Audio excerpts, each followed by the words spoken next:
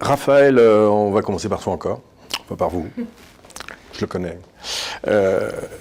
Finalement, en un mot, qu'est-ce que les crises qu'est-ce que les crises ont eu comme impact sur les organisations achats et donc par induction sur les SI achats? Alors, en un mot, ça va être un petit peu compliqué, Patrick, mais je vais prendre plusieurs mots si tu veux bien. Alors, déjà, la crise a mis en exergue la faiblesse des supply chains des organisations. On s'est bien rendu compte aujourd'hui que on maîtrisait pas les fournisseurs de rang 2, les fournisseurs de rang 3, et quelque part, c'est normal aujourd'hui. Par contre, il faut s'améliorer sur cette gestion, sur les fournisseurs et sur une vision globale de cette supply chain. Ça, c'est le premier point. Le deuxième point, on l'a dit tout à l'heure, c'est l'accélération de la digitalisation. On s'est rendu compte que nos process n'étaient pas du tout, en tout cas pour certains, n'étaient pas du tout adaptés à une crise comme celle-ci. Et puis, le troisième point qui est extrêmement important, et on l'a dit tout à l'heure, mais on va y revenir, sur la gestion des risques et sur le pilotage de la relation. Parce que je ne veux pas distinguer la gestion des risques du pilotage de la relation fournisseur. On a trop tendance à se focaliser. C'est un élément important, c'est une base. Il faut bien évidemment suivre et piloter. Mais ce qui est important, c'est aussi le développement de la relation fournisseur. Et ça, c'est clé. Et on l'a vu, c'est aussi un enseignement de cette crise Covid. C'est que eh bien, les fournisseurs ont sélectionné leurs clients. Le pouvoir a changé de main. Et ça, c'est important et ça va dans le bon sens. C'est-à-dire qu'on va rééquilibrer certaines relations et apprendre à développer, d'où l'importance de ce que disait Aurélien sur la partie SRM. C'est je suis mes engagements contractuels et là, on va chercher des solutions pour suivre le pilotage et l'implémentation des contrats, parce que c'est quand même ça, hein, c'est bien de négocier un contrat, l'important c'est qu'il soit suivi et piloté. Et enfin, de l'autre côté, c'est le développement de la relation. Ça, avec les fournisseurs stratégiques.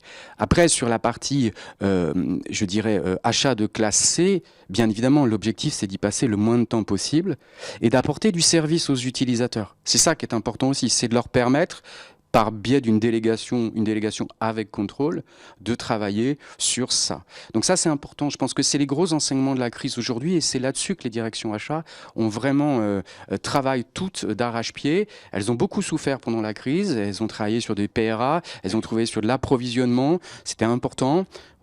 Aujourd'hui, cette crise, pour moi, est un élément qui a permis de repositionner certaines relations et de revoir, et ce qui va dans le bon sens, parce que ça fait un lien très fort avec la partie achat responsable. Merci Raphaël. Aurélien, de votre côté, comment est-ce que vous voyez les enseignements sur cette crise? Sur quel axe on voit que les dossiers se sont accélérés, ou est-ce que ça a pointé des défauts structurels dans les organisations elles-mêmes? Tout d'abord, je partage absolument le point de vue de Raphaël, et je compléterai que les apports du digital en conséquence sont multiples. On évoquait la donnée, la relation fournisseur.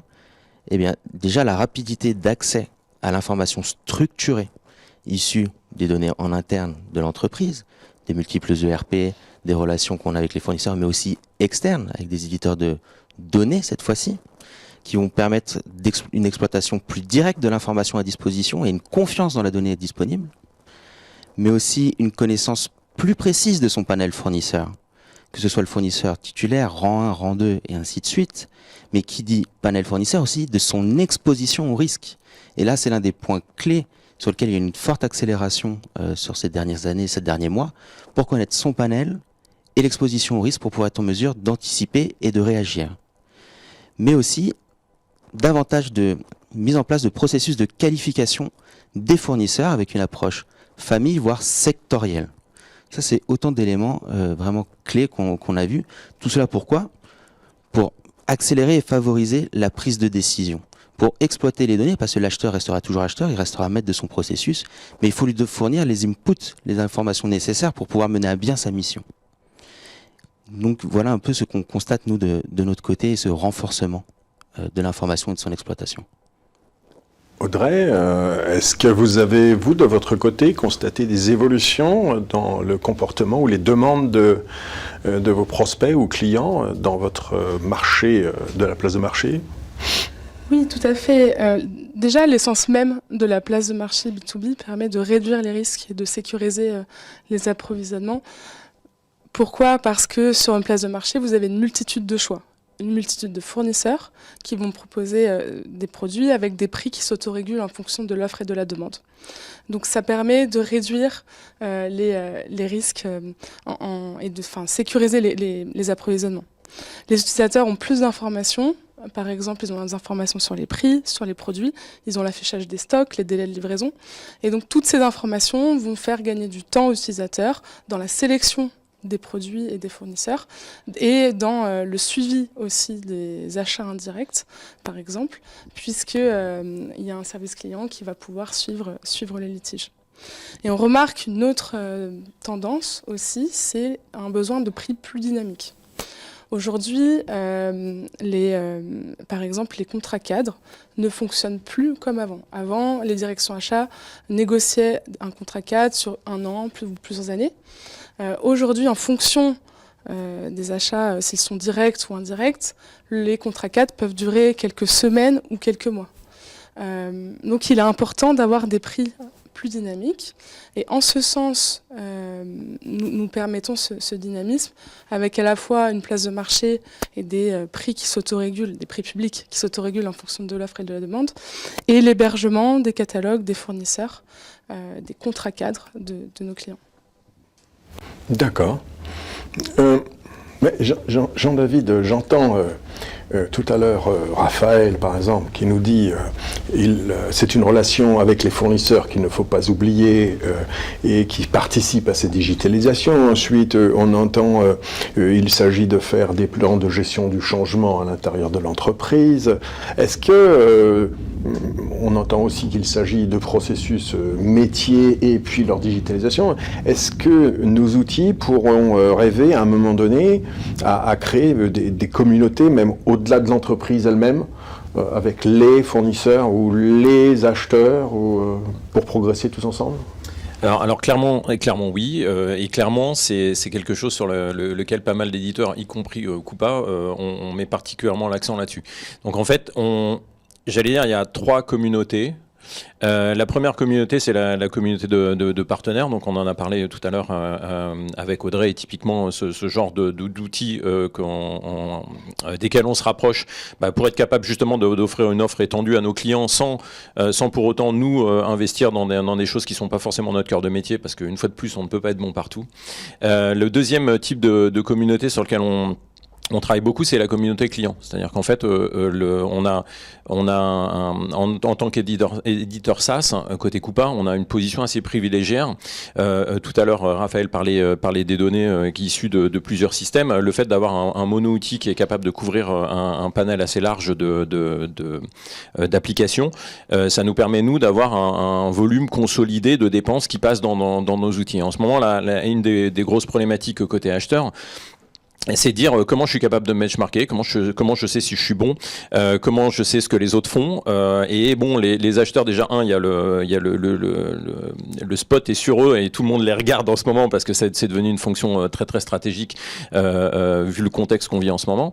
Et 2, eux, le problème, c'est que les interactions entre ces différents acheteurs, elles peuvent pas être si objectives que ça, parce qu'on peut pas non plus dévoiler exactement ce qui se passe dans la boîte. Donc en fait, la question, c'est comment est-ce que je suis capable d'avoir ces retours-là.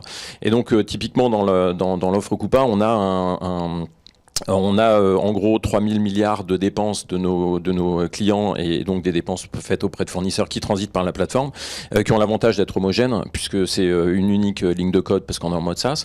Et donc ça permet de fournir notamment aux acheteurs des KPI, de savoir ce qui se passe ailleurs. Donc c'est anonymisé, c'est des KPI.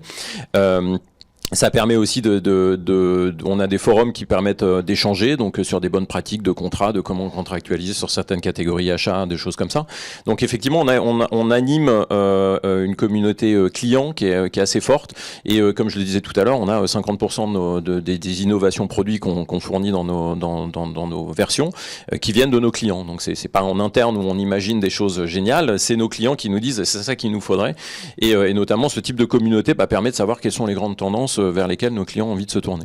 Et après, le dernier point, c'est toute la partie fournisseur. Donc en fait, on a Pareil, tous ces fournisseurs qui sont connectés à notre application, on voit ce qu'ils font, on voit qui commande chez eux, on voit les volumes, on voit leur activité, etc. Et ça permet notamment sur toute la partie gestion de risque qu'évoquait Raphaël tout à l'heure, ça permet notamment de proposer au sein, enfin à nos clients, des fournisseurs qui pourraient être adaptés à leurs besoins. Alors on n'est pas dans le cadre d'une marketplace parce qu'on n'est pas en train de proposer des prix, mais au moins on propose des fournisseurs qui sont cohérents.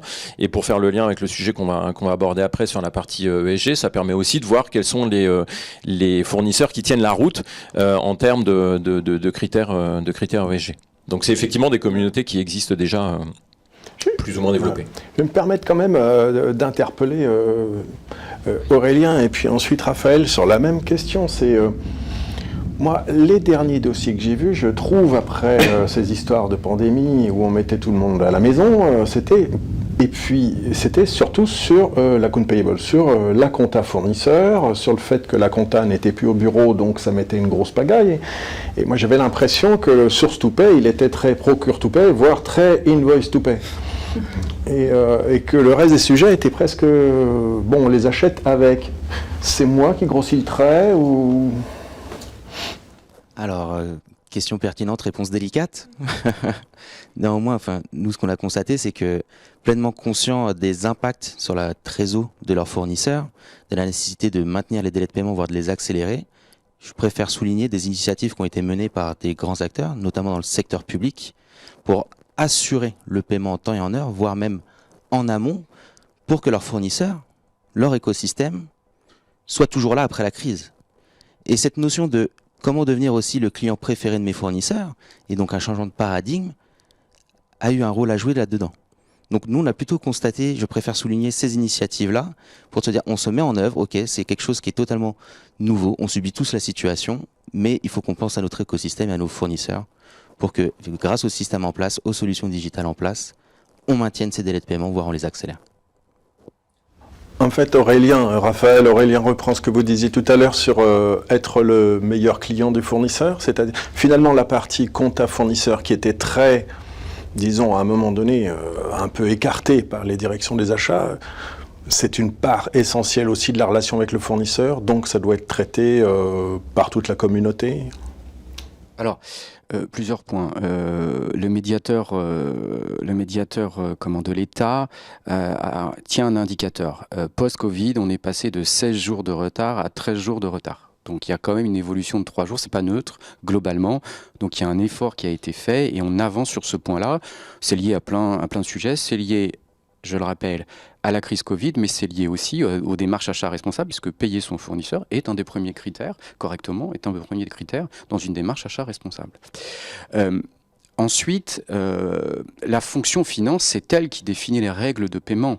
La fonction achat va les appliquer dans le cadre contractuel et relationnel qu'elle aura avec ses fournisseurs.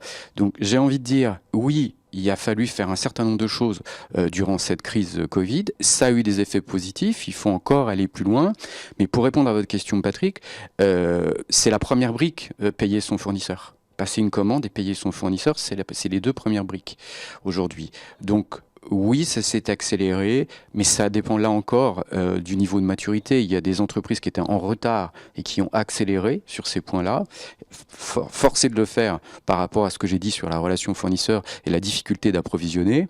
De l'autre côté, en tout cas, ce que je constate, c'est que d'autres vont beaucoup plus loin que ça.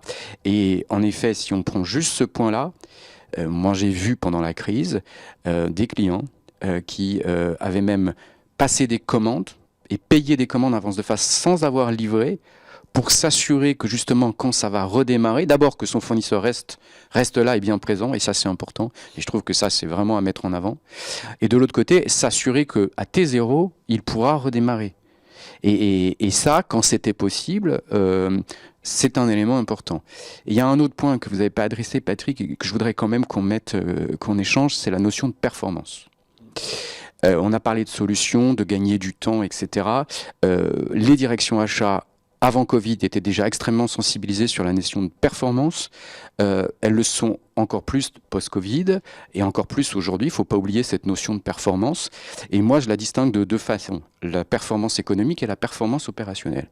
Et les solutions IT sont des solutions qui permettent d'améliorer la performance opérationnelle d'une fonction achat. Ça, c'est important, surtout quand on parle de tension sur les recrutements aujourd'hui. On sait que le marché du recrutement des acheteurs est en tension, qu'on a du mal à recruter. Les solutions ne sont pas une solution globale, mais si elles peuvent adresser un certain nombre d'actes automatiques que les acheteurs font aujourd'hui pour leur permettre de monter dans la chaîne de valeur de la fonction achat, ça c'est un élément important. Donc je ne veux pas qu'on oublie cette notion de performance au travers des outils, et un directeur achat, quand il s'inscrit dans une démarche de digitalisation, c'est ce qu'il pense. D'abord parce qu'il est contraint sur son budget, mais en plus de ça, il va apporter de la valeur pour ses équipes au travers des solutions, d'où l'intérêt d'avoir une vraie stratégie de digitalisation. D'avoir une vraie... Oui, comme le disait Aurélien Veillet tout à l'heure, il faut avoir une stratégie, une roadmap digitale. Mais Jean-David, on discutait tout à l'heure sur l'extension du cœur qui était Source to Pay, donc la gestion des appels d'offres de CHA, etc., jusqu'à la partie dématérialisation des factures. Et on parlait de la gestion supply chain d'un côté, voire même la trésorerie du côté de la finance. Est-ce que c'est des tendances lourdes que l'on voit? Le lien des solutions, hein, pas en îlot. Hein. Alors oui, ça l'est. Typiquement, juste pour donner un exemple, on a en ce moment sur la partie, donc on a des modules qui permettent de gérer la partie trésorerie, et en ce moment on a beaucoup de demandes sur du cash management, donc juste de la visibilité sur le cash, parce que comme le disait Raphaël tout à l'heure, le but de payer le fournisseur, c'est vraiment la base, et effectivement on a des fonctionnalités qui étaient aux États-Unis il y a 3 ans, et en Europe tout le monde me disait mais jamais on va vendre ce truc là, ça ne sert à rien, et qui est en gros du early payment discount. C'est en gros, c'est dire bah voilà, moi pour justement pour améliorer cette relation avec le fournisseur, si moi j'ai du cash et que lui n'en a pas, mon objectif aussi, c'est dans le cadre de cette relation fournisseur, d'être capable d'aider mes fournisseurs et pas juste être celui qui le met sous pression parce que ça a ses limites, mais d'être capable de lui dire bah tu sais quoi, moi j'ai du cash, toi tu n'en as pas, arrangeons-nous et je peux te payer un petit peu plus tôt si tu me fais un discount sur la facture. Donc ça c'est faisable uniquement si moi je sais quel cash j'ai, et donc c'est là où les modules s'intègrent complètement, parce que il y en a un, il est plutôt au niveau de la facturation, le paiement.